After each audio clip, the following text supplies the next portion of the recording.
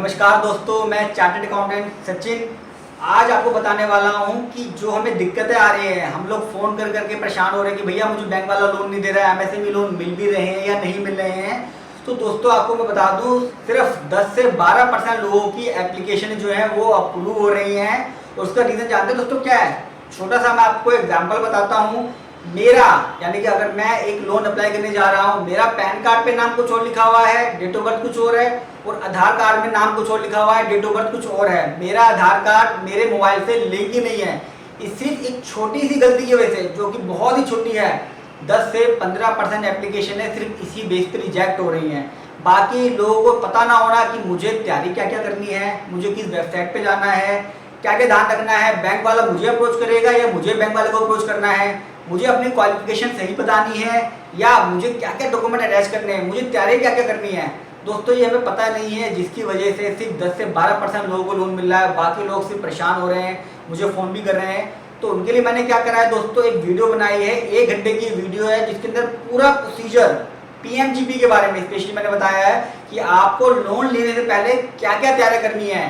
एक पार्ट में मैंने ये बताया है कि लोन की तैयारी आप तो कर ली है, उसके बाद आपने ऑनलाइन अप्लाई कैसे करना है, ऑनलाइन अप्लाई करते वक्त कौन कौन से डॉक्यूमेंट्स आपने एप्लीकेशन के साथ अपलोड करने हैं। साथ में मैं उसमें ये भी बताया है कि जब आप डॉक्यूमेंट अपलोड कर लेते हैं तो एप्लीकेशन के कितने दिन के बाद बैंक वाला आपको फ़ोन करेगा या आपको बैंक वाले को अप्रोच करना है। अच्छा, बैंक कौन सा सिलेक्ट करूँ ये भी मैंने इसमें बताया है। आपकी एप्लीकेशन अगर रिजेक्ट हो जाती है पीएमजीपी की, तो उसके साथ मैं किसको बोलूँ, किसको जाके बताऊँ कि भैया मेरा सब कुछ ठीक था, मेरा एक्सपीरियंस भी ठीक था, मेरी प्रोजेक्ट रिपोर्ट भी ठीक थी, लेकिन फिर भी बैंक वाले ने रिजेक्ट कर दिया। तो अब मैं क्या करूँ? इसको मैंने 2 भागों में डिवाइड करा है। एक, लोन लेने से पहले मुझे क्या क्या तैयारी करनी है, मेरी क्या क्या जिम्मेदारियाँ हैं। एक, तैयारी करने के बाद जब मैं बिल्कुल आश्वस्त हो गया कि भैया मेरी तैयारी पूरी पक्की है, उसके बाद ऑनलाइन अप्लाई कैसे करना है। चलिए सबसे पहले आपको बताऊं कि आपने लोन लेने से पहले किन किन छोटी छोटी बातों का ध्यान रखना है।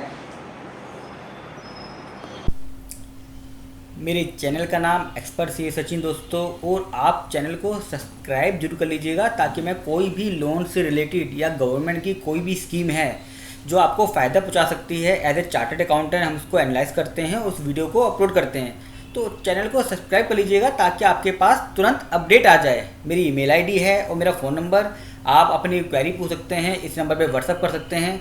और फ़ोन दोस्तों मैं सिर्फ शाम को 7 बजे से 8 बजे के बीच में ही उठाता हूँ। तो प्लीज़ आप मुझे अगर कॉल करके कुछ पूछना है, आपको लगता है कि आपकी व्हाट्सअप पे क्वेरी सॉल्व नहीं हो पाई है या कमेंट बॉक्स में क्वेरी सॉल्व नहीं हो पाई है, तो आप मुझे इस नंबर पे फ़ोन करके भी पूछ सकते हैं। देखिए जैसे मैंने बताया, पीएमजीपी लोन कौन कौन अप्लाई कर सकता है? Any person, individuals, proprietorship firm, cooperative society, trust मतलब चैरिटेबल ट्रस्ट, ये लोग पीएमजीपी लोन को अप्लाई कर सकते हैं। इंडिविजुअल्स में कौन आते हैं दोस्तों? जैसे मेरा नाम है सचिन, मैं एक इंडिविजुअल्स हूँ। प्रोप्राइटरशिप फर्म, किसी बंदे ने, किसी पर्सनल बंदे ने कोई फर्म का नाम खोल रखा है। मान लीजिए आपका नाम केशव था, केशव शर्मा है, और आपने अपनी फर्म का नाम केशव इंटरप्राइज रख लिया, तो भी आप पीएमजीपी लोन को अप्लाई कर सकते हैं। आपने अपनी फर्म का नाम रखा, यानी कि प्रोप्राइटरशिप फर्म बोलते हैं जो फर्म का नाम रख लेता है। कोऑपरेटिव सोसाइटी जैसे अमूल है दोस्तों, ये सब सोसाइटी बना लेते हैं। चैरिटेबल ट्रस्ट, ये लोग भी पीएमजीपी लोन को अप्लाई कर सकते हैं। अब मुझे समझ में आ गया कि हाँ मैं इंडिविजुअल हूँ या मैं प्रोप्राइटरशिप फर्म हूँ, तो मैं लोन को अप्लाई कर सकता हूँ। अब मेरा बिजनेस क्या होना चाहिए दोस्तों? देखिए सिर्फ 2 तरह के कामों को पीएमजीपी लोन मिलता है। एक तो है मैन्युफैक्चरिंग, जिसमें 25 लाख तक का लोन मिलता है। दूसरा है सर्विस प्रोवाइडर, यानी कि जिसमें 10 लाख तक का लोन मिलता है। दोस्तों ट्रेडिंग के केस में भी सब कुछ, जो पूरा प्रोसीजर है वो भी सेम रहेगा। प्रोजेक्ट रिपोर्ट बनाना, डिटेल जो भी सब बता रहा हूँ वो भी सेम रहेगा। और ट्रेडिंग में कुछ स्पेसिफिक बिजनेस हैं, वो जब मैं फॉर्म भरूंगा वहाँ पे आपको ऑनलाइन दिखा दूंगा कौन कौन से फेम है। हालांकि पूरा प्रोसीजर ट्रेडिंग वालों के लिए भी सेम रहेगा। अब दोस्तों यहाँ क्वेश्चन आता है कि मैन्युफैक्चरिंग क्या है और सर्विस प्रोवाइडर क्या है। क्या मेरा काम मैन्युफैक्चरिंग है और मेरा काम सर्विस प्रोवाइडर है? ऐसे चार्टर्ड अकाउंटेंट या पढ़ा लिखा व्यक्ति तो बहुत जल्दी समझ जाता है कि हाँ मैं क्या काम कर रहा हूँ, लेकिन हमारे देश में बहुत सारे लोग ऐसे हैं जिनको समझने में दिक्कत होती है। देखिए मैन्युफैक्चरिंग का मतलब होता है आप किसी चीज़ को बना रहे हो, यानी कि आपने कपड़ा लिया, कपड़ा खरीद के आपने कमीज़ें बनाई और कमीज़ें फिर बेची, तो ये आपका मैन्युफैक्चरिंग में आ जाएगा, जिसमें आप चीज़ को किसी चीज़ में कन्वर्ट कर रहे हो। आपने लकड़ी ली, लकड़ी को प्रोसेसिंग करा, उसके गत्ते बनाए या उसके पेज बनाए, आपने बुक बनाई, तो वो मैन्युफैक्चरिंग में आ जाएगा। मान लीजिए आपने कपड़ा लिया, कपड़ा खरीदा और कपड़ा बेच दिया, तो वो ट्रेडिंग का केस आ जाएगा। ये ट्रेडिंग नहीं है, इसके अंदर सिर्फ मैन्युफैक्चरिंग है। अब दोस्तों बात करता हूँ मैं सर्विस प्रोवाइडर की। सर्विस कौन होते हैं? डॉक्टर हो गए, चार्टर्ड अकाउंटेंट हो गए, इंजीनियर हो गए, रियल इस्टेट के एजेंट हो गए। वो लोग जो सिर्फ अपनी सर्विस दे रहे हैं, ना तो कोई माल खरीद रहे हैं, ना माल को बेच रहे हैं, ना माल खरीद के उसको प्रोसेस कर रहे हैं और किसी चीज़ में कन्वर्ट करके उसको बेच रहे हैं। यानी कि इसमें गुड्स नहीं आता, माल नहीं आता। जब आप माल यूज़ नहीं कर रहे, किसी चीज़ की प्रोसेसिंग नहीं कर रहे, तो आप सर्विस प्रोवाइडर की कैटेगरी में आते हैं। मैंने कौन कौन से मैन्युफैक्चरिंग कैटेगरी है और कौन कौन सी सर्विस प्रोवाइडर की कैटेगरी है जिसमें पीएमजीपी लोन मिलता है, मैंने अपने कमेंट बॉक्स में डाल दिया है। आप वहां पे चेक कर सकते हैं कि मेरा जो बिजनेस है वो पीएमजीपी लोन के लायक है या नहीं। फिर भी आपको कुछ कन्फ्यूज़न है, आप कमेंट बॉक्स में अपने बिजनेस के नेचर को डिटेल में छोड़ दीजिएगा। मैं आपको बता दूंगा कि आपका जो लोन है वो पीएमजीपी लोन में आएगा या नहीं आएगा। दोस्तों पीएमजीपी लोन मुझे लेना तो है, लेकिन मुझे इसके लिए क्या क्या ध्यान रखना है, क्या क्या बातें हैं, सरकार कहती क्या है कि भैया कंडीशन क्या क्या हैं। देखिए, सबसे पहले तो आप 18 साल से ऊपर के होने चाहिए और 8th क्लास पास होने चाहिए। यानी कि सरकार का मानना है कि आप एडल्ट होने चाहिए और कम से कम 8वीं क्लास पास तो हों। 8वीं क्लास पास से मतलब है कि थोड़ा बहुत तो बिजनेस को समझने की, कैलकुलेशन करने की, साइन करने की इतनी कैपेसिटी होनी चाहिए। यानी कि ये मिनिमम 8th क्लास पास हो तभी आप अप्लाई कर सकते हैं। तो अगर आपने अब तक पीएमजीपी लोन लेना है और 8वीं क्लास पास नहीं किया, तो पहले 8वीं क्लास पास जरूर कर लेना दोस्तों। दूसरी कंडीशन, एक नई यूनिट होनी चाहिए या नया बिजनेस होना चाहिए। यानी कि पीएमजीपी लोन सिर्फ नए बिजनेस को मिलता है। आपका बिजनेस चल रहा है, आपने बिजनेस को बढ़ाना है, तो उसके लिए पीएमजीपी लोन को अप्लाई नहीं करना है। पीएमजीपी लोन सिर्फ नए बिजनेस के लिए है, एम्प्लॉयमेंट जनरेट करना है उन लोगों के लिए है। तीसरी कंडीशन, लैंड कॉस्ट पे कोई भी लोन नहीं मिलेगा। यानी कि अगर आपको लैंड जो है वो इंतजाम अपने पास से पहले रखना पड़ेगा, चाहे आपके फादर की हो, किसी भी व्यक्ति की लैंड हो या आपने किराए पे ले ली हो, तो लैंड के लिए कोई नहीं मिलेगा। हाँ, लैंड के ऊपर आपने शेड बनानी है, उसकी बाउंड्री बनानी है, वो सब जो है शेड वेड का रेंट का किराया वो 3 साल के लिए आपको मिलता है। कंडीशन पहले ही बता दी, दूसरी बता दी, तीसरी बता दी। चौथी कंडीशन, प्रोजेक्ट रिपोर्ट, डीपीआर सबसे ज़्यादा इंपॉर्टेंट है। इसके बारे में मैंने एक डिटेल में वीडियो बना रखी है अपने चैनल पे कि प्रोजेक्ट रिपोर्ट कैसे बनानी है। आप खुद भी बना सकते हैं।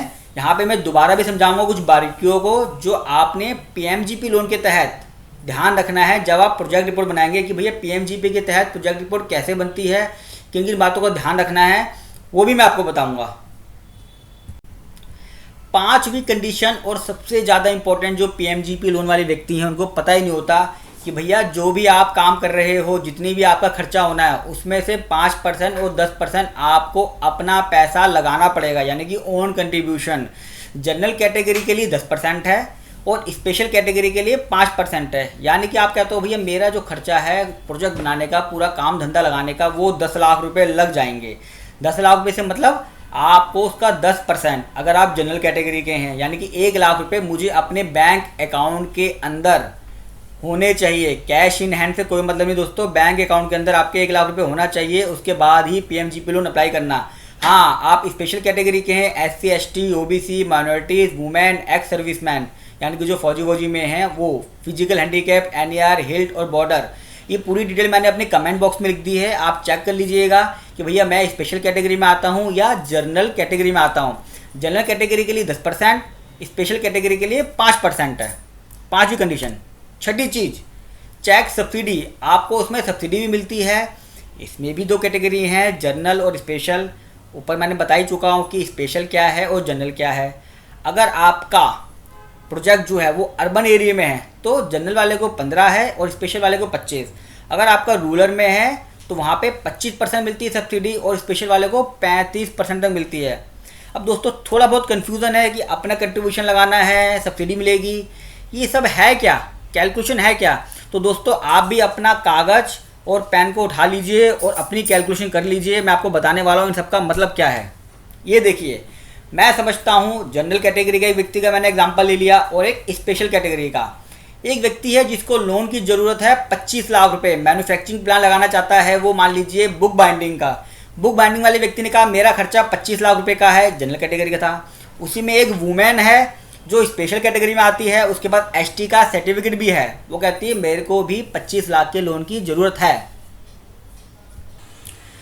अब दोस्तों मुझे अपना पैसा लगाना है, यानी कि अगर मैं जनरल कैटेगरी का हूँ तो 10% लगाऊंगा, यानी कि 2.5 लाख रुपए मुझे अपने बैंक अकाउंट के अंदर रखने पड़ेंगे। बैंक वाले को पीएमजीपी का लोन अप्लाई करते वक्त 2.5 लाख रुपए अकाउंट में पहले से होने चाहिए।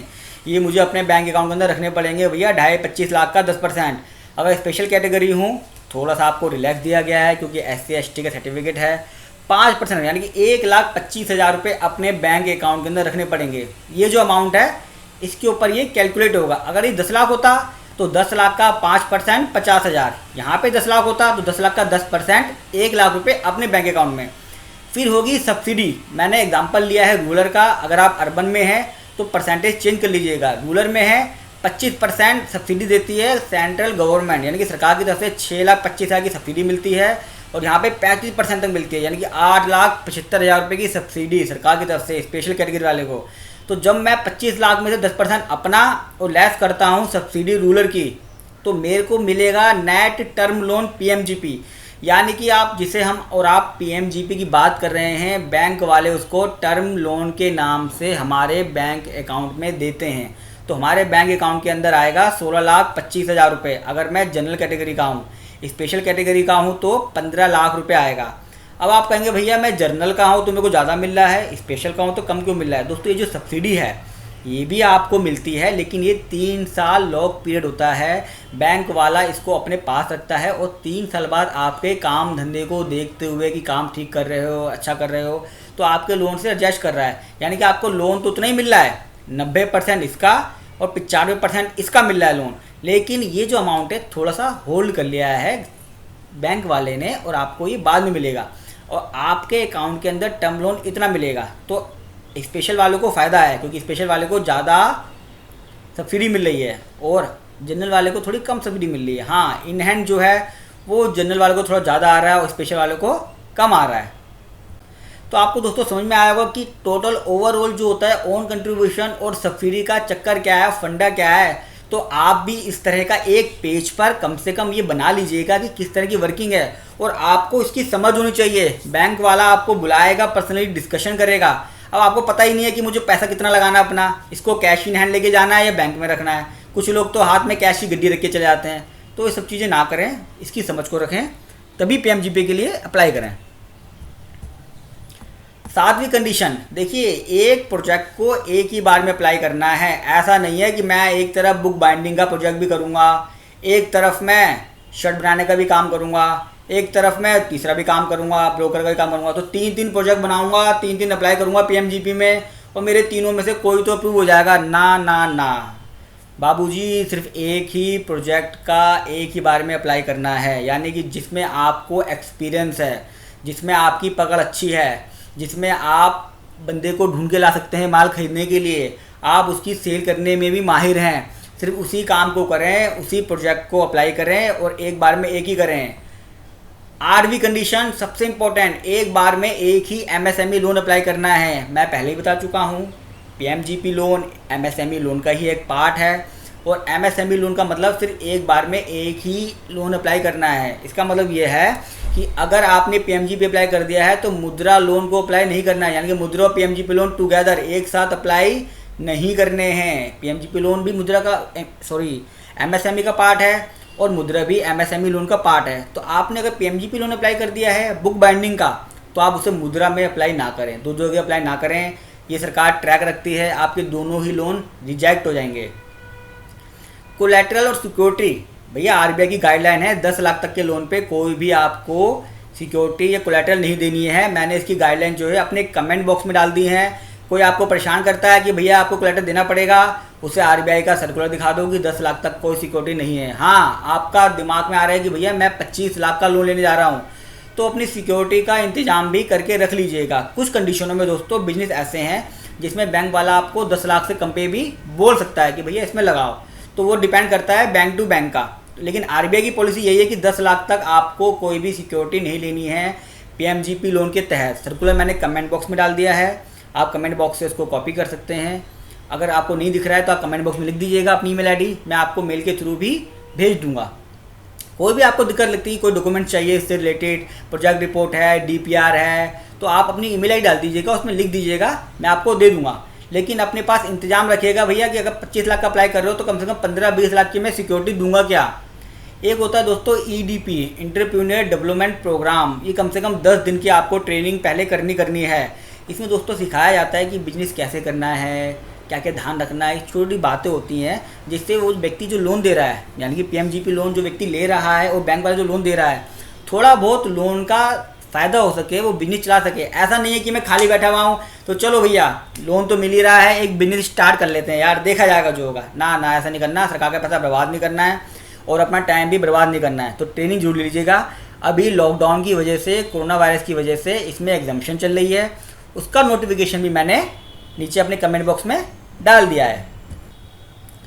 किस किस तरह की ट्रेनिंग होती है, उसके सेंटर कहाँ कहाँ हैं, जगह कौन कौन सी है, ये भी मैंने दोस्तों अपने कमेंट बॉक्स में डाल दिया है। आप देख सकते हैं कि आपके एरिया में एंटरप्रेन्योरशिप डेवलपमेंट प्रोग्राम कहाँ कहाँ हो रहा है, तो आप उसको वेरीफाई करके वहाँ पे अप्लाई कर सकते हैं और वहाँ पे जाके कम से कम 10 दिन की ट्रेनिंग जरूर ले लीजिएगा। अभी कोरोना के चक्कर में रुका हुआ है, जैसे ही स्टार्ट होगा वैसे आप जरूर ले लीजिएगा।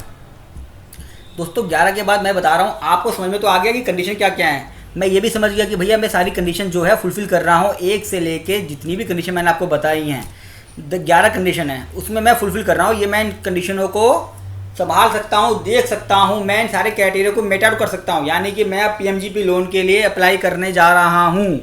तो देखिए, पीएमजीपी लोन को अप्लाई करने के लिए पहले अपनी एक वर्किंग कर लीजिएगा।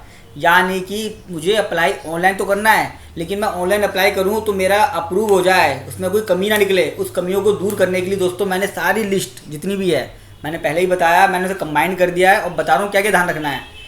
किसी भी एजेंट और एजेंसी के पास जाने की ज़रूरत नहीं है। यानी कि सरकार ने पीएमजीपी के लिए कोई भी एजेंसी या एजेंट को अपॉइंट नहीं कर रहा है। आप सीधा अपने कागज़ तैयार करिए, जो मैंने वीडियो बता रहा हूँ, कंडीशनों को चेक करिए और जो कागज़ अभी मैं बताने जा रहा हूँ उनको तैयार करिए, ऑनलाइन अप्लाई करिए और उसको जो मैं बता रहा हूँ डायरेक्शन, उसके हिसाब से फॉलो कीजिए। किसी को भी बीच में आने की ज़रूरत नहीं है। पहली चीज़ समझ गए। अब दूसरी चीज़, सबसे पहले चेक करिए आपका पैन कार्ड और आधार कार्ड में नाम और डेट ऑफ बर्थ सेम है या नहीं। दोस्तों मैंने पहले ही बताया, अब फिर बता रहा हूँ, 15% एप्लीकेशन सिर्फ इस एक छोटी सी गलती की वजह से रिजेक्ट हो जाती हैं, अप्रूव नहीं होती पीएमजीपी लोन। आप समझ सकते हैं 15%, यानी कि 100 लोगों ने अप्लाई करा तो उसमें 15 लोग, अगर 1000 लोगों ने अप्लाई किया तो 150 लोग, सिर्फ एक छोटी सी गलती की वजह से। अब आप लोगों को लगेगा यार छोटी सी गलती है, मुझे बता देते मैं ठीक करा देता। भैया ठीक जब कराओगे तब दोबारा अप्लाई करना, दोबारा ना। अभी आपका रिजेक्ट हो गया, आपकी सारी मेहनत ख़राब हो गई है, सारा काम ख़राब हो गया है। तो अपना पैन कार्ड और आधार कार्ड इसको चेक कर लेना, नाम सेम है, डेट ऑफ बर्थ सेम है, और आपके आधार कार्ड में आपका मोबाइल नंबर जो रजिस्टर्ड है क्या वो अपडेटेड है या नहीं है। ऐसा तो नहीं है पुराना है और अपडेट ही नहीं है। अगर नहीं है तो पहले इसको अपडेट कराओ और चेक करो क्या आपका आधार कार्ड वेरीफाई करते वक्त आपके मोबाइल पे OTP आ रहा है या नहीं। सबसे बड़ा काम है, इसको चेक करिए। तीसरा, क्या मैं इनकम टैक्स रिटर्न फाइल करता हूँ या नहीं। अगर करता हूँ तो उसकी पिछले 2 साल की कॉपी को डाउनलोड कर लीजिए, उसका प्रिंट आउट निकाल लीजिए। अगर नहीं करता हूँ तो उसके आगे नो लिख दीजिए। मैं क्यों कह रहा हूँ, आगे इसकी ज़रूरत पड़ेगी कि आपके पास इनकम टैक्स रिटर्न है या नहीं है। आप कहोगे मेरे पास तो इनकम टैक्स रिटर्न है ही नहीं, मैं तो इनकम टैक्स रिटर्न भरता ही नहीं, क्योंकि मेरी इनकम टैक्स की रिटर्न ज़रूरत नहीं थी, मेरी इनकम ही इतनी नहीं थी। मैं तो भी नया बिजनेस शुरू करने जा रहा हूँ। ठीक है, मान लिया आप नया बिजनेस शुरू करने जा रहे हो, पर इससे पहले जॉब तो करते होगे। अगर जॉब करते थे या बिजनेस करते होगे, अगर जॉब करते थे तो आप अपना फॉर्म 16 रख लीजिए संभाल के। अगर कोई बिजनेस करते थे छोटा मोटा पहले, तो आप उसका कंप्यूटेशन ऑफ इनकम वो बना लीजिए। कंप्यूटेशन ऑफ इनकम क्या होती है, उसका फॉर्मेट क्या होता है, आप मुझे अपनी ईमेल आईडी ड्रॉप कर दीजिएगा, लिख दीजिएगा, मैं आपको वो भी दे दूँगा। क्योंकि दोस्तों ये बहुत ज़्यादा ज़रूरी है, इसके बेस पे आपका असेसमेंट होता है। पीएमजीपी लोन में बहुत बड़ी भूमिका है इनकम टैक्स रिटर्न की, जो आप अपने आयकर भरते हैं। अगर नहीं है तो कंपटीशन बना लीजिएगा। कंपटीशन में ये लिखा होता है कि भैया मेरी इनकम जो थी वो 2 लाख की थी, मैं इनकम टैक्स रिटर्न भरने के लिए एलिजिबल ही नहीं था, यानी कि मैं उससे कम इनकम थी, इसलिए मैं आइटम मैंने भरी नहीं। चौथा, सिबिल स्कोर। अपना सिबिल स्कोर चेक कर लीजिएगा। सिबिल स्कोर की रिपोर्ट निकलवा लीजिएगा, जहाँ से भी निकलवानी है, ऑनलाइन भी निकलती है, ऑनलाइन चेक करके ऑनलाइन सिबिल स्कोर निकाल लीजिएगा, एक पूरी रिपोर्ट। यानी कि 3 चीज़ें जो इंपॉर्टेंट है वो आपको बताया मैंने। अगला क्या देखना है आपने दोस्तों, आपके पास जो भी डिप्लोमा है, जो भी आपने कोर्स करा है उस बिजनेस का, उसकी कॉपी जरूर रख लीजिएगा, जितने भी आपने करे हैं। और ध्यान रखिएगा जिस चीज़ में आपने डिप्लोमा करा है, डिग्री ली हुई है, उसी का ही अप्लाई कीजिएगा। ऐसा नहीं है मैंने पढ़ाई तो चार्टर्ड अकाउंटेंट की करी है, सीए की डिग्री है मेरे पास, अप्लाई मैं कर रहा हूँ एडवोकेट के लिए, दिक्कत आएगी। हाँ, आपको एक्सपीरियंस अच्छा है तो बात अलग है, लेकिन जिसमें आपकी डिग्री है, जिसमें आपने कोई कोर्स करा हुआ है, बिजनेस का डिप्लोमा करा हुआ है, उसमें लोन में आपके मिलने के चांस ज़्यादा हैं। जीएसटी का रजिस्ट्रेशन है, उसका सर्टिफिकेट रख लीजिएगा। आप कहते हैं भैया मैं जीएसटी के लायक ही नहीं था, मेरी टर्नओवर जो थी वो 40 लाख से कम थी, तो जीएसटी की ज़रूरत नहीं थी। हाँ, शॉप एस्टेब्लिशमेंट का रजिस्ट्रेशन होता है, जहाँ पे आपने दुकान खोल रखी है या आप जो काम करना चाह रहे हैं वहाँ पे लोकल म्यूनिसिपैलिटी का रजिस्ट्रेशन भी होता है, तो ये ज़रूर करा लीजिएगा। मैं इसलिए कह रहा हूँ कि इसके बेस पे पॉइंट मिलते हैं आपको, पीएमजीपी लोन मिलने की संभावना बढ़ जाती है। ठीक है दोस्तों, तो जीएसटी रजिस्ट्रेशन नहीं है तो करा लीजिए। अगर शॉप एस्टेब्लिशमेंट का रजिस्ट्रेशन नहीं है तो उसे करा लीजिए, या लोकल म्यूनिसिपल का रजिस्ट्रेशन होता है, ऑनलाइन होता है, कहीं कुछ भी करने की जरूरत नहीं है, ऑनलाइन सर्च मारेंगे अपना, इसका रजिस्ट्रेशन आपका हो जाएगा। 7वां पॉइंट जो सबसे ज़्यादा इंपॉर्टेंट है, जो सबसे ज़्यादा मेरे पास क्वेरी आती है, मैंने इसकी वीडियो भी बनाई थी, प्रोजेक्ट रिपोर्ट। अपनी एक प्रोजेक्ट रिपोर्ट बना लीजिएगा। प्रोजेक्ट रिपोर्ट कैसे बनाते हैं इसकी वीडियो मैंने पहले ही बताया था, अपलोड कर दी है, दोबारा यहाँ बता रहा हूँ कि अपलोड कर चुका हूँ। उसका लिंक मैंने कमेंट बॉक्स में भी डाल दिया है, वहाँ से ले लीजिएगा। प्रोजेक्ट रिपोर्ट बनाते वक्त पीएमजीपी लोन वाले क्या देखते हैं ये बता देता हूँ मैं। वो देखते हैं प्रोजेक्ट रिपोर्ट में क्या ये वायबल है। वायबल से मतलब आपने प्रोजेक्ट रिपोर्ट तो इतनी बढ़िया बना दी है, उसे कॉपी पेस्ट मार के ऐसा लग रहा है कि भैया इससे अच्छी प्रोजेक्ट रिपोर्ट नहीं हो सकती, लेकिन क्या वो बिजनेस चलने लायक है या नहीं वो दिखा जाता है, और वो जेन्युइन भी दिख रही है या नहीं दिख रही है। एग्जाम्पल के लिए मैं आपको बताता हूँ क्या क्या केस होता है। मैंने एक बुक बाइंडिंग की प्रोजेक्ट रिपोर्ट बनाई। बुक बाइंडिंग में मैंने मशीन तो लगाई 2 जिनकी कैपेसिटी है डेली 100 बुकें बाइंडिंग करने की, लेकिन मेरी प्रोजेक्ट रिपोर्ट में मैं कितना दिखा रहा हूँ सेल, डेली की 200 बुकें मैं प्रिंटिंग कर रहा हूँ। तो यहाँ पे क्या हुआ, वो जेन्युइन नहीं हुई। आपने 2 तो मशीन लगाई, आपने ये ध्यान नहीं दिया कि उसकी कैपेसिटी कितनी है। देखिए लिखा भी मैंने कि जो मशीन की कैपेसिटी है वो आपकी सेल से मैच होनी चाहिए।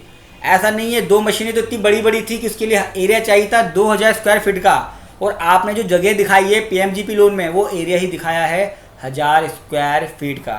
तो आपकी जो एरिया था मशीन का वो भी मैच नहीं हुआ, जो मशीन की कैपेसिटी थी वो भी मैच नहीं हुई। यहाँ तक कि लोग क्या करते हैं, मान लीजिए मेरी एक बुक बाइंडिंग की मैंने मशीन लगाई है जिसकी कैपेसिटी 100 है, तो मैं पूरी की पूरी 100 दिखा देता हूँ। अरे भैया ऐसा कौन सा बिजनेस है जिसमें पहले महीने आपने मशीन लगाई और 100% कैपेसिटी पे काम कर रहा है। कैपेसिटी बनानी है 50% पे बनाइए पहले, फिर अगले महीने 60 पे, फिर अगले महीने 70 पे, फिर 80 पे, फिर 90 पे, 100 पे। धीरे धीरे बिजनेस बनता है ताकि बिजनेस जेन्युइन लगे। जेन्युइन का मतलब क्या है, ये नहीं है मशीन लगी 100% पे काम करना शुरू कर दिया, भैया थोड़ी थोड़ी सेल बढ़ाइए, जेन्युइन सेल बढ़ाइए। तो प्रोजेक्ट रिपोर्ट में इसी का ध्यान रखना है कि वो वायबल होनी चाहिए और जेन्युइन दिखनी चाहिए। जेन्युइन से मतलब 2 मशीनें लगाई हैं, ऐसा नहीं है सैलरी दिखा रहा हूँ मैं 50,000 रुपये, भैया 2 मशीन लगी हैं तो 2 बंदे रखने पड़ेंगे, या हो सकता है एक ही बंदा रखना पड़े, एक बंदे की सैलरी हो गई 8,000 रुपये, तो 50,000 रुपये सैलरी किस चीज़ की, इस चीज़ों का ध्यान रखना है। अगला क्या ध्यान रखना है दोस्तों, आपने जितने भी आपके पास बायर होंगे, यानी कि जिससे भी आप माल खरीदेंगे या जिसको भी सेल करेंगे, उन सबके नाम, एड्रेस, अमाउंट, क्वांटिटी सब कुछ चाहिए होगा। यानी कि आपको पता होना चाहिए कि जो मैं प्रोजेक्ट लगाने जा रहा हूँ माल कहाँ से खरीदूंगा, वहाँ की कोटेशन होनी चाहिए, माल किसको बेचूंगा उसको भी पता होना चाहिए। ये नहीं होना चाहिए भाई साहब मैं बिजनेस स्टार्ट कर रहा हूँ, काम स्टार्ट हो जाएगा, दुकान पे खड़ा हो जाऊँगा, फैक्ट्री जाके खड़ा हो जाऊँगा, आवाज़ लगा दूँगा सामान ले लो, सामान ले लो। ऐसे सामान नहीं बिकता दोस्तों। आपको पता होना चाहिए कि मेरा बायर कौन होगा और मेरा सेलर कौन होगा। बैंक वाला उसको एंटरटेन नहीं करता जो ये कहता है कि भैया प्लांट लगाऊंगा तो सेल कर दूंगा, मुझे बड़ा अच्छा एक्सपीरियंस है, मैं ऐसे नहीं चलेगी। कोई भी आपकी बात वहाँ नहीं चलेगी जब तक कागजों पे चीज़ें नहीं आएंगी। तो आपको ध्यान रखना है, आपको बताना पड़ेगा बाकायदा उनके नाम कि भैया ये मैंने सेलेक्ट करे हैं बायर, इसका माल अच्छा है, इससे माल खरीदूंगा, माल बनाऊंगा, और ये मेरे सेलर हैं, इनसे मेरी बात हुई हुई है, इनसे मेरा एग्रीमेंट साइन हुआ हुआ है, इससे मैंने लेटर ऑफ इंटरेस्ट भी लिया हुआ है। तो मेरा जो बायर है वो भी फिक्स है, जो मेरा सेलर है वो भी फिक्स है। तो मेरा जो बिजनेस है ना वो बिल्कुल तैयार है। तो बैंक वाले को भी लगेगा भैया इसने वर्किंग करी हुई है, ये आदमी ऐसे उठ के नहीं आया हुआ है, इसने बायर भी ढूंढा हुआ है, सेलर भी ढूंढा हुआ है, यानी कि इसकी कभी भी माल खरीदने में दिक्कत भी नहीं आएगी और उसकी माल बिकने में भी दिक्कत नहीं आएगी, यानी कि मेरी ईएमआई जो है ना वो निकल जाएगी। क्योंकि सबसे ज़्यादा बैंक को जो डर होता है वो होता है यार मेरी ईएमआई आएगी भी या नहीं आएगी, ये आदमी ऐसे लोन लेके भाग तो नहीं जाएगा। इसलिए बैंक वाले बेचारे डरते रहते हैं कि मैं लोन दूँ या ना दूँ। लेकिन जब उसे दिखेगा कि हाँ यार सेलर का है, सेलर इसने रखा हुआ है, नाम भी रखे हुए, एड्रेस भी इसके पास, बाकायदा उसकी कोटेशन भी ले रखी है, तो इसका मतलब इसने वर्किंग करी हुई है, ये आदमी ढूंढ रहा है, ये आदमी जेन्युइन है। तो ये ध्यान रखना है। कोटेशन ऑफ द मशीनरी, जो आप मशीनरी परचेज करना चाह रहे हो, यानी कि आप कहते हो बुक बाइंडिंग करनी है, तो कम से कम 2-3 लोगों से कोटेशन लो। तो सबसे सस्ती कोटेशन है उसे अपनी प्रोजेक्ट रिपोर्ट में डालो। इससे बैंक वालों को लगेगा कि आपने गूगल पे सर्च करा है, मशीन के बारे में इंक्वायरी करी है, वो मशीन पुरानी है कि नहीं है, क्या उसकी वैल्यू ठीक है या नहीं है। अगर मशीन पुरानी मिल रही है तो उसका एक सर्टिफिकेट लगाओ, उसका ओरिजिनल इनवॉइस भी लगाओ कि मशीन कब खरीदी है, ये भी लिख के दीजिए इंजीनियर के सर्टिफिकेट में कि भैया इसकी प्रोटेक्शन कैपेसिटी जो है वो आज भी अच्छी है और इसकी यूज़फुल लाइफ कितनी है उसमें ये भी लिखिए। जब दोस्तों आप प्रोजेक्ट रिपोर्ट बनाते हो उसके अंदर अपने आप सेल दिखाते हो, सबसे बड़ा झमेला और गड़बड़ी जो लोग करते हैं प्रोजेक्ट रिपोर्ट में यहाँ करते हैं। पहले महीने से ही मेरी मशीन की अगर कैपेसिटी 100 बुक बाइंडिंग की है तो पहले महीने में ही मेरा 100 बुक बाइंडिंग तैयार हो जाती है। अरे यार ऐसा कौन सा बिजनेस है भैया, बताया तो मैंने भी कि स्टार्ट हो जाएगा। आप उसे 50% पे दिखाइए, 60 पे दिखाइए, 70 पे दिखाइए, 80 पे दिखाइए, 90 पे, 100 पे, 8-10 कैटेगरी रखिए। मैं आपको बताऊं, मैं जो प्रोजेक्ट रिपोर्ट बनाता हूं दोस्तों, मैं उसमें 2%, समझ रहे हो आप, 2% की कैपेसिटी पे भी दिखाता हूं कि भैया अगर सबसे ज़्यादा बुरी हालत रही 2% पे, 5% पे, 10% पे, तो भी क्या मैं बैंक की ईएमआई दे पाऊंगा नहीं दे पाऊंगा। जैसे ही बैंक वाला देखता है कि यार बंदा अगर 10% पे काम कर रहा है, 10% पे भी मेरी ईएमआई निकाल रहा है, तो ठीक है यार 10% पे तो काम आदमी कर ही लेगा, बहुत बुरी हालत हुई तो बात अलग है। लेकिन अगर आप दिखा सकते हो कि 10% की कैपेसिटी यूटिलाइजेशन, यानी कि मेरी मशीन अगर 100 बनाती है, अगर सिर्फ 10 ही बना पाई शुरुआत में, तो क्या 10 बुक बाइंडिंग से भी मैं ईएमआई निकाल पाऊंगा या नहीं निकाल पाऊंगा। एक बार अपने पास वर्किंग करके तो देखिए, तब पता चलेगा। अगला 12वां पॉइंट जो आपने ध्यान रखना है दोस्तों वो है लेबर का।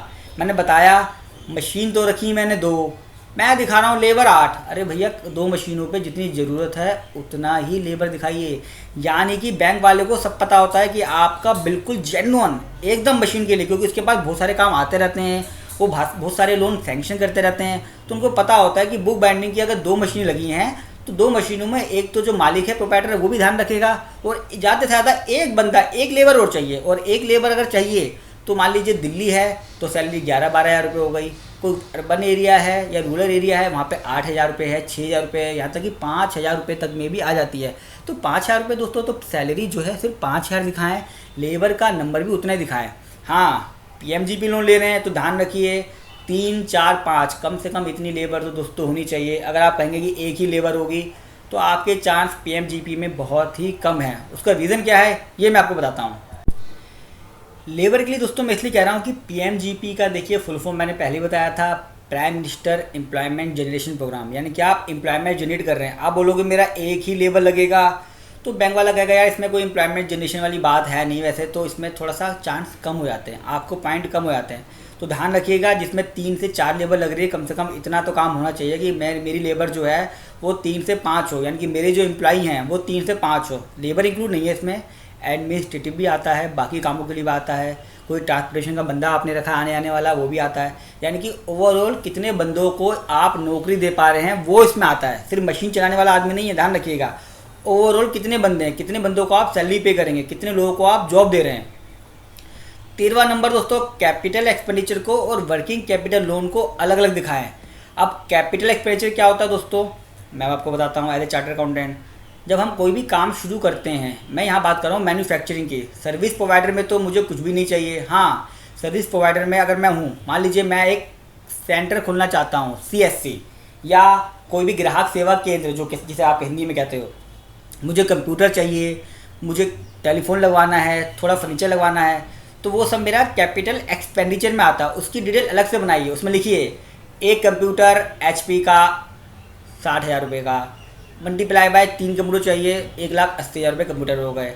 फर्नीचर एंड फिक्चर 50,000 रुपये का, केबल लाइन इतना, पंखा इतना, ये आपका कैपिटल का एक्सपेंडिचर हो गया। अगर आप कोई मैन्युफैक्चरिंग लगाना चाह रहे हैं यानी कि बुक बाइंडिंग का एग्जांपल के लिए, तो आपने मशीन की कोटेशन मंगाई, आपको 2 मशीनें लगानी पड़ेंगी, उन 2 मशीनों का खर्चा आ गया 4 लाख रुपए का, तो वो हो गया कैपिटल एक्सपेंडिचर, यानी कि जो 5, 6 साल 10 साल तक चलता है खर्चा वाला। वर्किंग कैपिटल लोन जो आपका मंथली होता है, मंथली में आपके क्या खर्चे होंगे दोस्तों? रेंट, 3 साल के लिए रेंट भी मिलता है इसके अंदर, आपकी सैलरी, आपका बिजली का खर्चा, आपका पानी का खर्चा, आपका ट्रांसपोर्टेशन का खर्चा, जो भी आपके खर्चे आते हैं, रिपेयर एंड मेंटेनेंस का खर्चा, एएमसी का खर्चा, वो सब वर्किंग कैपिटल के लिए, यानी कि जो आपको बिजनेस चलाने के लिए हर महीने ज़रूरत पड़ेगी वाला खर्चा वर्किंग कैपिटल में आता है। तो दोनों को अलग अलग दिखाइएगा। इसका फॉर्मेट क्या होता है, मैंने वीडियो बनाई थी प्रोजेक्ट रिपोर्ट वाली, उसके अंदर मैंने दिखाया हुआ है, कमेंट बॉक्स में मैंने डाल दिया है इस तरह का, तो वो आप चेक कर सकते हैं कि कैपिटल एक्सपेंडिचर और वर्किंग कैपिटल अलग अलग दिखानी है। कहाँ दिखानी है? प्रोजेक्ट रिपोर्ट में। प्रोजेक्ट रिपोर्ट आप खुद बनाइएगा, किसी की ज़रूरत नहीं है बनाने के लिए। हाँ, प्रोजेक्ट में ये भी डिसाइड करिए कि आपका जो प्रोजेक्ट रिपोर्ट है कितने साल की होनी चाहिए। मतलब आप प्रोजेक्ट रिपोर्ट बना तो रहे हैं, आप बताएंगे नहीं कि लोन कितना चुकाऊंगा मैं, कब तक चुकाऊंगा, कब तक मुझे पैसा चाहिए आपसे, कब तक ईएमआई चुक जाएगी। 3 से 5 साल का टाइम बेस्ट होता है दोस्तों। इससे ज़्यादा रखोगे पीएमजीपी लोन के चांस उतने ही कम हो जाएंगे। तो ध्यान रखिएगा, जब मैं लोन लेने जा रहा हूँ 20 लाख का, 25 लाख का या 10 लाख का, तो मैं कितने साल में चुकाऊंगा बैंक वाला पूछेगा, या आपकी प्रोजेक्ट रिपोर्ट में डिसाइड होगा। जो मैंने प्रोजेक्ट रिपोर्ट बनाई थी उसमें 3 साल का दिखाया था, 3 साल में रीपेमेंट दिखाई थी, उसको देख लीजिएगा, आपको समझ में आएगा कि 3 से 5 साल का अगर मैं बनाऊंगा प्रोजेक्ट रिपोर्ट तो मुझे कैसे बनानी पड़ेगी। 15वां पॉइंट जो आपने ध्यान रखना है, जो आप जितने भी कागज़ आपके हैं, आपका डिप्लोमा है, आपका SC/ST का सर्टिफिकेट है, आपकी प्रोजेक्ट रिपोर्ट है, बिल्कुल साफ़ होनी चाहिए, प्रॉपर स्कैन होनी चाहिए, क्लियर होनी चाहिए और साइन करी होनी चाहिए, उस पर डेट डली होनी चाहिए। छोटा सा पॉइंट है दोस्तों 15वां, लेकिन इसकी वजह से 15 से 20% एप्लीकेशन जो है दोस्तों रिजेक्ट हो जाती हैं। सिर्फ मैंने अपनी प्रोजेक्ट रिपोर्ट साफ़ नहीं बनाई, भैया साफ़ नहीं बनाई, बैंक वाले को पढ़ने में इंटरेस्ट नहीं आया या समझ में नहीं आया, तो यहाँ पे रिजेक्ट हो गई। अब देखो दोस्तों, बात ये है कि बैंक वालों के पास इतना टाइम नहीं है कि वो आपको बुलाएं, आपसे बोले भैया इसको साफ कॉपी दे दो या इसको साफ दे दो, इतना टाइम नहीं है दोस्तों किसी का, आप भी नहीं कर पाओगे। या आपकी जिम्मेदारी है कि जो भी आप कागज़ निकाल रहे हैं प्रॉपर तरीके से स्कैन होने चाहिए, यानी कि जब आप अपलोड करते हैं ना ऑनलाइन, अभी आपको दिखाऊंगा कि पीएमजीपी लोन के लिए ऑनलाइन अप्लाई करना पड़ता है, तो वहाँ पे आपका साफ प्रिंट आउट होना चाहिए, वहाँ जमा करने के लिए भी और अपलोड करने के लिए। जब ऑनलाइन अपलोड करते हैं पीएमजीपी के लिए तो उसकी स्कैन कॉपी साफ होनी चाहिए, स्कैन होनी चाहिए, साइन होनी चाहिए और डेट भी डली होनी चाहिए, प्रॉपर दिखना चाहिए। आप उसको स्कैन करिए, उस फाइल को खोल के देखिए कि मुझे साफ़ दिख रही है नहीं दिख रही है, उसको थोड़ा बड़ा भी करके देखिए, बड़ा करके क्या वो साफ़ आ रही है या नहीं आ रही है। ये मत सोचिए कि मेरे पास साफ़ कॉपी है या जब जाऊँगा वहाँ जमा करा दूँगा, या ख़राब आएगी तो मेरे से मांग लेंगे तब दे दूँगा। नहीं नहीं दोस्तों, यहाँ जो काम होगा वन टाइम काम होगा, एक बार में 100% सही तरीके से काम करना है। मुझे 10% जो लोन पास हो रहे हैं उनकी रेशो बढ़ा के 50% तो करनी है। हाँ, मैं 10% में आऊँगा सही, लेकिन मुझे 10% में रिजेक्शन में नहीं आना है, सिर्फ इस वजह से कि आपने जो स्कैन किया था प्रोजेक्ट रिपोर्ट वो बड़ी ख़राब आई है जी, टेढ़ी आई है, उसमें आपके साइन कट गए हैं, उसमें डेट तो आई नहीं है। ये सब बहाना सुन के दोस्तों मैं उदास ना हूँ, और मुझे ध्यान रखना है कि मेरा जो काम है वो एक बार में ही ठीक हो जाए। 15वें पॉइंट का आपने ध्यान रख लिया है। अब दोस्तों आपने ध्यान रखना है 16वें पॉइंट का, आपने प्रिपेयर करना है एक CMA डाटा। ये CMA डाटा क्या होता है, कैसा दिखता है, ये भी दोस्तों मैंने कमेंट बॉक्स में लिख दिया है, इसका एक लिंक भी दे दिया है। अगर आपको CMA डाटा लेना है, ये एक एक्सेल की फ़ाइल होती है, इसके अंदर कैलकुलेशन होती है कि आपने जो जो बिज़नेस करा है वो किस तरह का बिज़नेस है, क्या क्या उसके अंदर सैलरी दी जाएगी, कैलकुलेशन रेशो क्या क्या आएंगी, यानी कि प्रॉफिट की क्या रेशो रहेगी, खर्चों की रेशो क्या रहेगी, आपके डेटर्स हैं जिनको आप सेल कर रहे हैं उसकी रेशो क्या रहेगी, क्रेडिटर की रेशो क्या रहेगी, तो बिज़नेस सही है या नहीं उसकी रेशो इसमें रहती है। तो आप अपनी ईमेल आईडी जो ड्रॉप करेंगे, अगर आप किसी को चाहिए हो कि CMA डाटा दिखता कैसे है, मैं उसको मेल कर दूँगा। एक अपना एक्सपीरियंस और बैकग्राउंड उसका एक वर्ड फाइल पे, यानी कि जो बंदा लोन लेने जा रहा है, यानी कि केशव नाम का बंदा अगर लोन लेने जा रहा है अपनी फर्म के लिए, केशव एंटरप्राइज के लिए, तो जो व्यक्ति केशव है उसका क्या एक्सपीरियंस है, यानी कि उसने कहाँ कहाँ काम करा हुआ है, क्या क्या उसका बैकग्राउंड है, यानी कि क्वालिफिकेशन क्या क्या, वो सब लिखना है। वो सब बैंक वाला देखता है कि भैया ये बंदे को लोन देने जा रहा हूँ, वो थोड़ा बहुत पढ़ा लिखा है भी या नहीं है, क्या उसे बिजनेस का एक्सपीरियंस है या नहीं है, जिस फील्ड में लोन लेने जा रहा है वो इसको इससे मैच करेंगे। तो बहुत ही इंपॉर्टेंट पॉइंट है, इसको बहुत अच्छे से बनाइएगा। कम से कम 4 से 5 पेज का, 8 पेज का ये वर्ल्ड की फ़ाइल होनी चाहिए। जितना छोटा होगा और अच्छा लिखा हुआ होगा उतना अच्छा इंप्रेसिव होगा। बहुत ज़्यादा लंबा लिखने से दोस्तों समझ में नहीं आता, लोग पढ़ते नहीं हैं, इंटरेस्ट नहीं लेते। तो ध्यान रखिएगा, इसको थोड़ा सा अच्छा बनाइएगा। इसका फॉर्मेट भी अगर आपके पास मिल जाता है तो बढ़िया है, नहीं मिलता है आप मुझसे इसका फॉर्मेट मांग लीजिएगा, अपनी ईमेल आईडी ड्रॉप कर दीजिएगा और स्पेसिफिक लिखिएगा कि आपको ये इसकी PDF फाइल दे दीजिएगा। तो मैंने जो अप्लाई करे हुए हैं, मेरे पास जो पड़े हुए हैं, हम जो बनाते हैं लोगों का, वो मैं आपको भेज दूंगा। आप उसके अंदर एडिट करके अपना नाम, अपना एक्सपीरियंस, अपनी क्वालिफ़िकेशन, अपना बैकग्राउंड, क्या क्या आप जानते हैं काम धंधे के बारे में जो आप अप्लाई करने जा रहे हैं उसके बारे में लिख सकते हैं। आप बैंक को एक एप्लीकेशन भी अटैच ऊपर से अलग से लिख सकते हैं। एक दोस्तों आपको बताता हूँ मैं 17वां पॉइंट के बाद 18वां पॉइंट। सबसे पहले चेक करिए नेगेटिव लिस्ट को। कुछ दोस्तों PMGP के अंदर नेगेटिव लिस्ट हैं जिनके ऊपर वो लोन नहीं देता है। वो सारी नेगेटिव लिस्ट जो है मैंने अपने कमेंट बॉक्स में लिख दी हैं, आप उनको पढ़ सकते हैं। मैंने एक लिंक भी दिया है सरकार का जहाँ पे उन्होंने लिखा हुआ है कि ऐसे कौन कौन से बिजनेस हैं जिसको PMGP लोन नहीं मिलेगा। एग्जाम्पल के लिए मैं बताता हूँ कि जो मांस होता है, काटा पीटी वाला, स्लेटर हाउस जिसे आप बोलते हैं, उसके लिए लोन नहीं मिलता।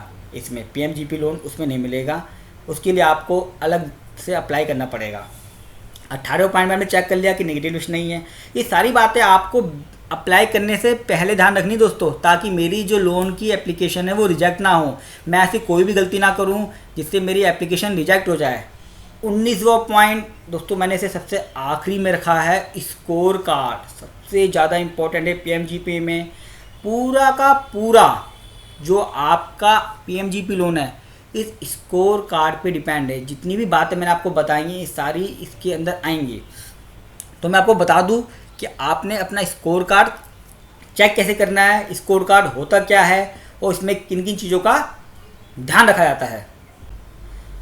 दोस्तों ये 6/5/2020 यानी कि अभी मई की बात है, सरकार ने सर्कुलर निकाला है, सिंप्लीफिकेशन कर दिया है PMGP लोन को।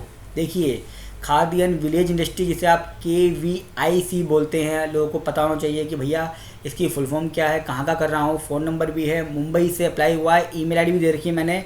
इसके अंदर पूरी कंप्लीट डिटेल में गाइडलाइन है। इसकी कॉपी अगर आपको चाहिए तो आप अपनी ईमेल आईडी ड्रॉप कर दीजिएगा, लिख दीजिएगा, मैं आपको दे दूँगा।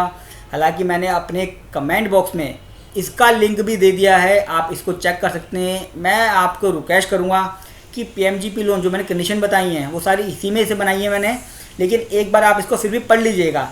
अब मैं आपको बताता हूँ दोस्तों कि स्कोर कार्ड क्या है और उसकी अहमियत क्या है, वो मैं आपको आज दिखाता हूँ। इसके अंदर देखिए क्रेडिट स्कोरिंग क्राइटेरिया PMGP में क्या है। 3 चीज़ों पे बेस करता है बैंक वाला जो है। जब आप एप्लीकेशन सबमिट कर देंगे, आप अपनी प्रोजेक्ट रिपोर्ट सबमिट कर देंगे, आप अपने KYC डॉक्यूमेंट सबमिट कर देंगे, ऑनलाइन सब कुछ सबमिट कर देंगे। जब आपने डॉक्यूमेंट सारे सबमिट कर दिए दोस्तों, तो बैंक वाला क्या करेगा, बैंक वाला इसको 3 कैटेगरी में बांटता है। आपके पर्सनल डिटेल, आपकी बिजनेस के बारे में डिटेल और आपने जो कोलैटरल की बात कही है। मैंने बताया था 10 लाख तक कोई कोलैटरल नहीं है सब्जेक्ट टू बैंक, बाकी के लिए आपको कोलैटरल देना पड़ सकता है। बैंक वाला मांग सकता है कि भैया बिजनेस का नेचर ऐसा है, रिस्की है, तो मुझे कुछ ना कुछ सिक्योरिटी दीजिए। अब सब करने के बाद बैंक वाला क्या करेगा, आपको मार्क्स देगा। यानी कि जैसे आपके एग्ज़ाम में मार्क्स आते हैं 33 नंबर आएंगे तो मैं पास होऊंगा, यानी कि 33 नंबर लाना बहुत ज़रूरी होता था और आज मुझे लाने हैं 50, 100 में से 50। अगर मेरा लोन 10 लाख तक का है, अगर मुझे 10 लाख से ऊपर चाहिए तो मुझे 60 नंबर लाने ही लाने हैं दोस्तों। तो दोस्तों देखिए जब हम पढ़ते थे तो 60 नंबर लाने का मतलब होता था हमारी डिस्ट्रिक्ट आई है, यानी कि हम बहुत बढ़िया बंदे हैं। लेकिन यहाँ पे क्या है, 50 मार्क्स लाने अलग, 60 अलग लाने हैं, लोन पे डिपेंड करता है। तो यहाँ पे मेरा जो एग्ज़ाम है वो ज़्यादा मुश्किल है। मुश्किल ना कहिए, ये कहिए कि मुझे जो है थोड़ा सा ध्यान रखना है, लापरवाह ना हूँ मैं लोन लेने जा रहा हूँ। तो जो मैंने कंडीशन बताई है और जो मैंने बातों को ध्यान बताया था कि इन चीज़ों को ध्यान रखना है, उसका ध्यान रखना है। अब देखिए कैसे पॉइंट मिलेंगे आपको, एक एक करके आपको बताता हूँ। सबसे पहले आपकी जो है दोस्तों पर्सनल डिटेल, यानी कि अगर आपने अप्लाई किया, यानी कि मेरा नाम है केशव शर्मा, तो केशव शर्मा ने अप्लाई करा है तो उसको पॉइंट कैसे मिलेंगे? देखिए, अगर किसी ट्रस्ट ने अप्लाई करा है या किसी सोसाइटी ने अप्लाई करा है, तो जो बंदे जो थ्रेड सिग्नेटरी हैं, जो उसके प्रमोटर हैं, प्रमोटर का मतलब होता है जो उसके मालिक हैं, उनका चेक किया जाएगा। यानी कि केशव ने और एक बंदे ने और मिलकर एक चैरिटेबल सोसाइटी बना ली, उसमें 2 लोग हैं, तो दोनों लोगों का फिर चेक किया जाएगा। यहाँ पे मैं बात कर रहा हूँ सिर्फ इंडिविजुअल्स की। एक व्यक्ति है केशव, उसकी उम्र अगर 25 से 40 साल की है तो उसको 6 मार्क्स मिलेंगे, 18 से 24 है तो 5 मिलेंगे, 41 से 49 से 3 मिलेंगे। यानी कि एक ये अपना टेबल। अब आपने क्या करना है, ये भी ध्यान रखना है, आप बैंक वाले से पहले एक अपना असेसमेंट करिए। एक कॉपी लीजिए, एक पेन उठाइए, लिखिए, इसकी टेबल बनाइए, चेक करिए मेरी एज कितनी है, जितनी ज़्यादा एज उतने पॉइंट कम। यानी कि बैंक वाला मानता है कि 25 साल से 40 साल का जो बंदा है ना, वो बिजनेस अच्छा कर सकता है, मैच्योर है, समझदार है, तो उसको 6 नंबर देगा, यानी कि मैक्सिमम मार्क्स मिल गए। नंबर ऑफ डिपेंडेंट, यानी कि अगर आपके 3 बंदे डिपेंड हैं, यानी कि केशव है, केशव कहता है कि भैया मेरी एक वाइफ है और मेरा एक बच्चा है, बस, इससे ज़्यादा कोई नहीं है। यानी कि बैंक वाला कहता है यार बंदे कम डिपेंड है इसके ऊपर, ये बिजनेस पे ज़्यादा ध्यान दे पाएगा, खर्चा कम है इसका, तो इसको पॉइंट ज़्यादा मिलेंगे, यानी कि 2 पॉइंट। देखिए 3 जैसे ही बढ़ेंगे तो आपको पॉइंट 0 हो जाते हैं, 0। तो ध्यान रखिएगा दोस्तों, फैमिली प्लानिंग जो है वो भी पीएमजीपी के हिसाब से करनी पड़ेगी। यानी कि अगर आप सोच रहे हो कि यार एक बेबी और कर लेता हूँ, तो यार रुक जाओ यार, अभी 3 है, पहले पीएमजीपी लोन अप्लाई कर दो, सेंक्शन ले लो, जब लोन अकाउंट में आ जाए उसके बाद प्लानिंग करना चौथे की, वरना पॉइंट 0 हो जाते हैं। देखा कितना फ़ायदा है, एक बच्चा अगर है तो पॉइंट 2 मिलते हैं, वरना सीधा 0। अपना घर है, अपने घर या पेरेंटल हाउस है, यानी कि अगर केशव नाम का बंदा अप्लाई कर रहा है, उसका अपना घर है तो भी ठीक है, अगर फादर का घर है उसके साथ रह रहा है तो भी उसको 5 पॉइंट मिलेंगे, ये ध्यान रखिएगा। यानी कि अपना घर होना कितना ज़रूरी है, अगर अपना घर नहीं है तो सीधा 2 पॉइंट होते हैं। अपना घर से मतलब ये होता है, बैंक वाला ये सोचता है कि इसका अपना घर है, ये बंदा कल को लोन लेके भागेगा नहीं, बिजनेस करेगा, ट्रेसेबल है, अप्रोचेबल है, इसके बाद जा सकते हैं, सब कुछ कर सकते हैं। हाँ, और सेम एड्रेस पे रह रहा है, लोकेशन भी सेम है, यानी कि मैं जहाँ रह रहा हूँ उसके आसपास ही फैक्ट्री लगाऊंगा, रह भी यहीं रहा हूँ, तो उसके 5 पॉइंट अलग से मिलते हैं उसको, ये बड़ा पॉइंट है। यानी कि देखिए एक काम में, एक झटके में ही आपके सीधा 10 पॉइंट बढ़ जाते हैं। यानी कि जो मुझे 50 पॉइंट चाहिए थे या 60 पॉइंट चाहिए थे, 60 पॉइंट में से 10 पॉइंट तो मुझे इसी के मिल गए, कितनी बढ़िया बात है। तो ध्यान रखना है, ये कंडीशन देख लीजिएगा, 5 साल से ऊपर होकर रहते हुए तो 5 मिलेंगे, 2 या 5 साल हुए तो 2 मिलेंगे, अगर 2 से कम हुए तो कुछ नहीं मिलेगा। तो ये थोड़ा सा देख लेगा इस चीज़ को। एकेडमिक क्वालिफिकेशन, देखिए दोस्तों, 8th क्लास बंदा जो पास है, 8वीं क्लास पास होते ही इस पीएमजीपी लोन को अप्लाई कर सकता है, लेकिन आपको पॉइंट मिलते हैं क्वालिफिकेशन के हिसाब से। यानी कि आपने अगर ग्रेजुएशन करी है तो 4 हैं, इंटरमीडिएट के लिए 3, मैट्रिक 2, बिलो मैट्रिक सिर्फ 1। यानी कि देखिए दोस्तों पढ़ाई कितनी ज़रूरी है, पढ़ाई लोन लेने के लिए भी पढ़ाई करना ज़रूरी है, तभी आपको पॉइंट मिलेंगे। अगला पॉइंट, 6ठा पॉइंट, अभी ये सिर्फ आपका पर्सनल का चल रहा है, experience in the line of trade. यानी कि जो मैं बिजनेस करना चाह रहा हूँ, मैं हूँ चार्टर्ड अकाउंटेंट और चार्टर्ड अकाउंटेंट की प्रैक्टिस के लिए ही लोन लेने जा रहा हूँ, तो मुझे 8 पॉइंट मिलेंगे सीधा। 3 साल से ऊपर का एक्सपीरियंस है, 1 से 3 साल। मैंने आपको बताया था ना कि आप अपना एक्सपीरियंस और बैकग्राउंड का एक वर्ड में लेटर टाइप करिए, पूरा उसमें लिखिए मुझे क्या क्या है, और जिसमें आपको एक्सपीरियंस हो उसी का ही लोन अप्लाई करिए। मैंने पहले आपको स्पेशली बताया ही इसलिए था। इससे दोस्तों क्या होगा, आपको सीधा सीधा 8 पॉइंट मिलेंगे, बहुत बड़ी बात है। देखिए 60 नंबर में से मुझे 60 नंबर लाने हैं एलिजिबल अपने कैटेगरी को मेट आउट करने के लिए, जिससे मुझे लोन मिल जाए, उसमें से 8 तो मुझे यहीं मिल गए।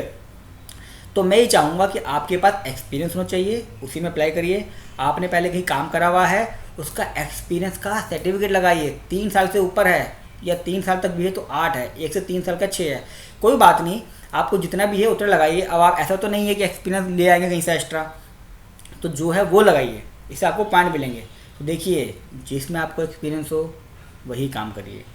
Any other source of income including family, अगर आपकी कोई और सोर्स है तो 5 नंबर मिलेंगे। और सोर्स से मतलब होता है कि मेरा एफडी की इनकम है तो अच्छी बात है, मेरा कोई छोटा मोटा काम चल रहा है अच्छी बात है, मेरे पास कोई पेंशन आ रही है तो अच्छी बात है। तो इससे क्या होता है, बैंक वाले को इंश्योर रहता है कि भैया ये हमारे लोन पे डिपेंड नहीं है, कम से कम हमारा लोन फंसेगा नहीं, इसकी और इनकम भी आ रही है, तो हमारा काम चलता रहेगा, ईएमआई भी निकलती रहेगी, बिजनेस में भी दिक्कत नहीं आएगी। तो इसके 5 पॉइंट अलग से मिलते हैं। तो अगर आपकी कोई एफडी हुई भी है, उस एफडी पे इंटरेस्ट आ रहा है, या आपने कोई घर किराए पे दिया हुआ है, आपकी कोई रेंटल इनकम आ रही है, तो उसका रेंट एग्रीमेंट दीजिए, उसका बैंक में प्रूफ दिखाइए। तो ये सब चीज़ें क्या होगी, आपके पॉइंट बढ़ाएंगे। अब ये छोटी छोटी चीज़ें हैं। अब देखिए, किसी को पता ही नहीं है कि भैया अगर मैं रेंटल इनकम मेरे पास आ रही है, तो लोग कहते हैं छुपा लो यार, रेंट इनकम दिखानी नहीं है, रेंटल इनकम दिखा देंगे तो लोन नहीं मिलेगा। मैं वो कहेगा आपके पास तो पैसा आ रहा है। अरे भैया, पैसा नहीं आ रहा है, इससे कोई लिंक नहीं है। आपके पास जो चीज़ है फुल्ली डिस्क्लोज करिए। इनकम आ रही है, अच्छी बात है, बैंक वाले को दिखाइए, पॉइंट बढ़ाइए। असेस फॉर इनकम टैक्स, यानी कि आपने अपनी इनकम टैक्स रिटर्न भरी है या नहीं भरी है। देखिए, मैंने वहाँ बताया था आपको इनकम टैक्स की रिटर्न निकाल के रखिए, इसीलिए बताया था कि अगर आप असेस होते हो तो 2 पॉइंट मिलेंगे, नहीं तो 1, यानी कि 1 पॉइंट आपको एक्स्ट्रा मिल जाता है। अब इसका मतलब क्या है, अगर आप इनकम टैक्स की रिटर्न भरते हो तो आपको 2 पॉइंट है, नहीं भरते हो तो 1 पॉइंट हो गया, सीधी बात है। अगला पॉइंट, ये भी पर्सनल चल रहा है। अगर आपने कोई अपनी LIC करा रखी है या कोई भी इंश्योरेंस ले रखा है, तो दोस्तों उसके पॉइंट मिलते हैं। जितनी भी आपकी LIC होगी, मान लीजिए 3 LIC हैं, तो आपको 3 पॉइंट मिलेंगे, मैक्सिमम 3 पॉइंट है इसमें। उससे बैंक वाले को क्या फ़ायदा है, बैंक वाला कहता है यार इसने अपना LIC करा रखी है, भगवान न करे कल को कोई बात हो गई तो मेरा लोन का कोई चक्कर तो नहीं पड़ेगा, इसकी फैमिली वाले इस पर डिपेंड हैं, तो फैमिली वालों को दिक्कत तो नहीं आएगी, ये बंदा समझदार है ना, इसका मतलब इन्हें LIC करा रखी है। तो ये सब पॉइंट मैटर करते हैं। तो आपकी जो LIC वगैरह है उसकी भी प्रिंट आउट निकाल लीजिए, उसको भी स्कैन कर लीजिए, उसको भी PMGP लोन के साथ अपलोड करते वक्त अपलोड कीजिए, तो आपको पॉइंट मिलेंगे। देखिए, यहाँ 40 पॉइंट आपके इकट्ठे हो गए, यानी कि सिर्फ पर्सनल इन्फॉर्मेशन से आपके 40 पॉइंट इकट्ठे हो गए। तो दोस्तों, ये जो मेरा पर्सनल था, यानी कि जो बंदा बिजनेस करना चाह रहा है, जो केशव नाम का बंदा है वो बिजनेस करना चाह रहा है, उसकी मैंने पूरी पर्सनल के ऊपर मैंने नंबर दिए, यानी कि उसका एग्ज़ाम हुआ, उसको नंबर मिले, उसको जो नंबर मिले, इसमें तो पूरा 100% कर दिया है। 40 मार्क्स का ये होता है, आपके पर्सनल के ऊपर 40 मार्क्स के मार्क्स मिलते हैं। अगर 40 नहीं मिल रहे, आपने अपनी टेबल बना ली होगी, मुझे लगता है अब तक आपको 40 में से मैं मान के चलता हूँ कि 30 नंबर तो मिल जाएंगे कम से कम। उसके बाद दोस्तों मैं आता हूँ आपके फर्म के बारे में, यानी कि जो भी आपका क्रेडिट हिस्ट्री है उसके बारे में। इसको नाम दिया है न्यू वेंचर, यानी कि नया जो काम करना चाह रहे हैं। रिलेशनशिप विद लैंडिंग बैंक, यानी कि जहाँ पे आपने बैंक अकाउंट खुला हुआ है, जो आपका बैंक अकाउंट है जहाँ पे आप लोन लेने जा रहे हैं, उसमें आपको कितने साल हो गए हैं, 3 साल से ऊपर हो गए हैं तो 5 मार्क्स मिलेंगे, कम है तो 3, 2, अगर बिल्कुल ही नया है तो 1। देखिए कितना बड़ा नुकसान है, मुझे यही नहीं पता होता। लोग क्या करते हैं, PMGP लोन अप्लाई करा ऑनलाइन, मेरे पास में कौन सा बैंक है गली के बराबर में, अच्छा केनरा बैंक है, लिख दे पास में लोन हो जाएगा। अरे भैया ऐसा नहीं करना। जहाँ पे आपका बैंक अकाउंट खुला हुआ है, जिसके साथ आप सालों से जुड़े हुए हैं, तो PMGP वाले मानते हैं कि इतने सालों से आप जुड़े हुए हैं, बैंक वाला आपके बारे में सब कुछ जानता है, तो आपको ज़्यादा मार्क्स मिलने चाहिए, यानी कि आपको एग्ज़ाम में ज़्यादा मार्क्स मिलेंगे। तो जो बैंक में आपका अकाउंट है और जो आपके पास में है वही बैंक डालिएगा। क्रेडिट हिस्ट्री मैंने आपको बताया था, सिबिल स्कोर डाउनलोड कर लीजिएगा ऑनलाइन, पता होना चाहिए। अगर बहुत अच्छा है तो 5 मिलेंगे, सेटिस्फैक्ट्री 4 है, कोई हिस्ट्री नहीं है तो 3 मार्क्स मिलेंगे आपको। लोकेशन का एडवांटेज, यानी कि आप जब अपनी प्रोजेक्ट रिपोर्ट बनाते हैं दोस्तों, मैंने अपनी प्रोजेक्ट रिपोर्ट में ही बताया था आपको कि आपको बताना पड़ेगा कि मेरी जो लोकेशन है वो इतनी अच्छी लोकेशन है कि वहाँ पे इंफ्रास्ट्रक्चर भी अच्छा है, रॉ मटेरियल भी मिल जाता है, लेबर भी मिल जाता है, सब कुछ पास में है, तो उसके 5 मार्क्स मिलेंगे, नहीं तो 3 मिलेंगे। अब दोस्तों क्वेश्चन ये भी आता है, लोग मेरे से पूछते हैं यार लिखा तो है, इसका बताया कैसे। दोस्तों बताना ऐसे है, मैंने एक छोटी सी गली के अंदर दिखा दिया कि भैया यहाँ पे मैं फैक्ट्री लगा रहा हूँ, जिसके अंदर रिक्शा भी नहीं घुस सकता। अरे भैया जब रिक्शा ही नहीं घुस पा रहा तो मेरी मटेरियल कैसे आएगा, मटेरियल उतरेगा कैसे, जाएगा कैसे, ये वो। या मैंने ऐसी दूर दराज में अपना दिखाया है, मैं पिग फार्मिंग का काम करूँगा, कहाँ पे, बिल्कुल गाँव है कोने में, जहाँ पे ना तो कोई व्यक्ति सामान लेने आ सकता है, ना कोई व्यक्ति सामान देने आ सकता है, ना ही लेबर मिलेगी, कुछ नहीं मिलेगा, मार्केट भी दूर है। तो भैया लोकेशन तो बिल्कुल बेकार हो गई। ये नहीं है मेरी जगह खाली पड़ी हुई है तो मैं वहीं पे जाके खोलूँगा। यह ध्यान रखिए, लोकेशन को जरूर देख लीजिएगा, 5 पॉइंट मिलते हैं। और बैंक वाला भी चीज़ को देखता है, सबसे ज़्यादा ज़रूरी है ये भी कि भैया सब चीज़ अवेलेबल है कि नहीं है, पास में ये, हाँ मटेरियल भी मिल जाएगा, लेबर भी आ जाएगी, लेबर के रहने का भी इंतज़ाम है, तो ये चीज़ ध्यान रखनी है। स्किल का सर्टिफिकेशन कोर्स, यानी कि आपने कोई कोर्स करा हुआ है, मैंने बताया था कि आपका डिप्लोमा है, डिग्री है, उसको निकाल के रख लीजिएगा। आप कहते हैं भैया मैंने पिग फार्मिंग में या मैंने बुक बाइंडिंग के अंदर कोई कोर्स करा हुआ है या मैंने डिप्लोमा करा हुआ है किसी बिजनेस में, इस पर ITI करी है, मैं AC मैकेनिक का बिजनेस करना चाहता हूँ, मैंने उसमें ITI करी हुई है, उसका सर्टिफिकेट लगाइए, 5 पॉइंट मिलते हैं दोस्तों उसको। Marketing tie up for sale of products सबसे ज़्यादा ज़रूरी, और जो मैं भी जब लोन कराता हूँ तो सबसे ज़्यादा ध्यान रखता हूँ इस चीज़ का दोस्तों। ये सिर्फ 5 पॉइंट ही नहीं है, ये पूरे MSME लोन का आधार है। यानी कि मैं लोन लेने चला गया, मैंने बोला मुझे 25 लाख का लोन दे दीजिए, मेरे ये रहे बायर की लिस्ट, ये रही मेरी सेलर की लिस्ट।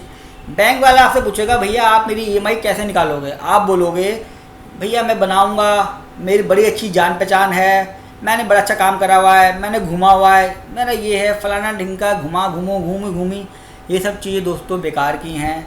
आपको बैंक वाले को दिखाना पड़ेगा प्रॉपर कि भैया मैं 18 बंदों से मिलकर आया हूँ, ये रहे उनके लेटर, उनको मेरा प्रोडक्ट पसंद आया है, मेरा उनसे टाई अप हो गया है, ये रहा उनका एग्रीमेंट। चलिए एग्रीमेंट ना सही, एक उनके लेटर हेड पे बना के दिखाइए कि भैया इतनी क्वांटिटी पर मंथ वो मेरे से खरीदेंगे, और उसको प्रोजेक्ट रिपोर्ट में दिखाइए और बैंक वाले को बताइए कि भैया मेरा उनसे टाई अप हो चुका है कि जैसे ही मैं फैक्ट्री लगाऊंगा, जैसे ही मैं प्लांट लगाऊंगा, जैसे ही मैं बुक बाइंडिंग की मशीन डालूंगा, मेरे पास 4 स्कूल हैं, 4 स्कूलों में मैं अपनी सप्लाई शुरू कर दूंगा। ये रहा 4 स्कूलों का एग्रीमेंट, हर स्कूल में डेली बेसिस पे 400 कॉपियाँ चाहिए, 400 कॉपियों का एग्रीमेंट तो मेरे पास तैयार है। यानी कि मेरे को सिर्फ स्टार्ट करना है प्लांट, सेल की कोई दिक्कत नहीं है, सेल तो मेरी बिल्कुल रेडी है, हाथ में है सेल मेरे।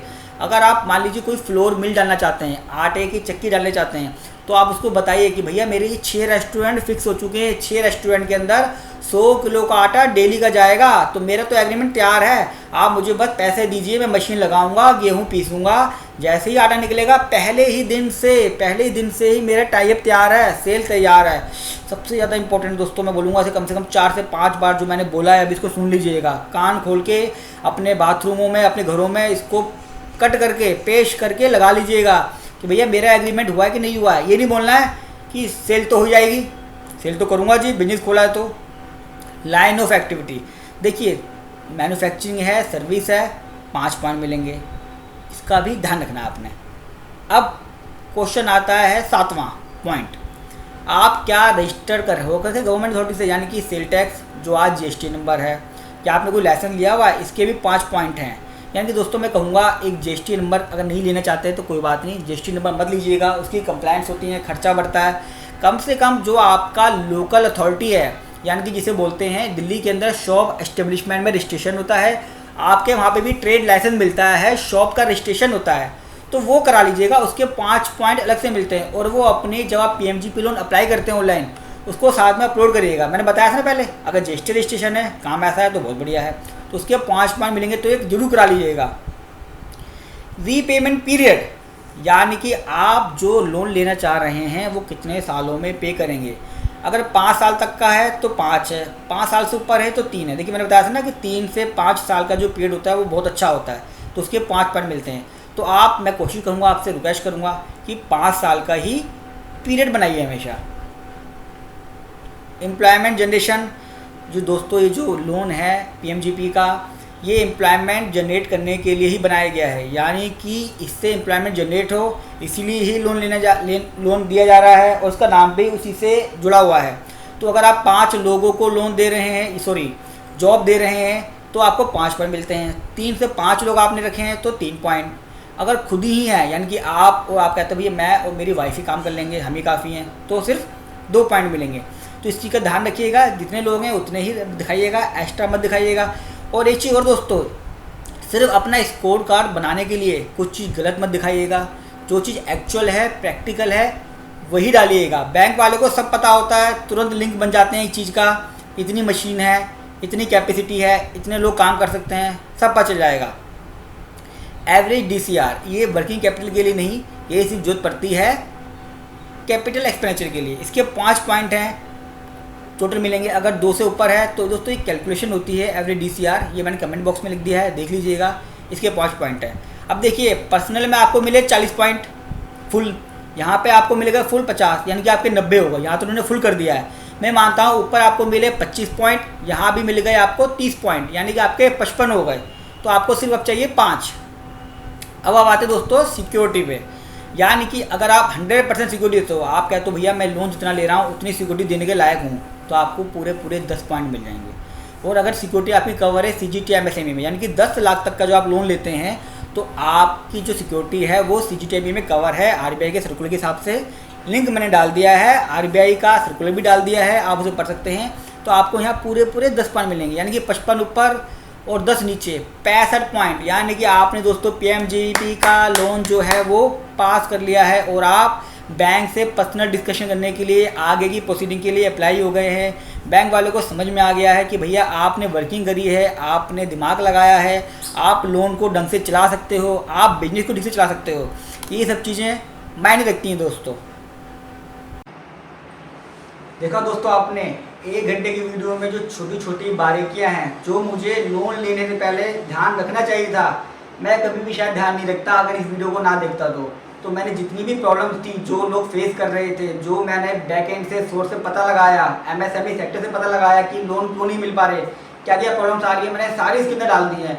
और आशा करता हूँ आप लोगों को समझ में आया होगा और आप अब अपनी वर्किंग करके एक अपना स्कोर कार्ड बना के जरूर काम करेंगे और आप लोन लेने में सक्सेस जरूर होंगे। फिर भी आपको लगता है आपकी कोई क्वेरी है, आपको कोई फॉर्मेट चाहिए, आपको कोई लिंक चाहिए, आपको कोई और इन्फॉर्मेशन चाहिए PMGP से जुड़ा हुआ, आप उससे कमेंट बॉक्स में डिटेल में लिख के पूछ लीजिएगा। मैं हर शाम को उसका रिप्लाई करता हूँ।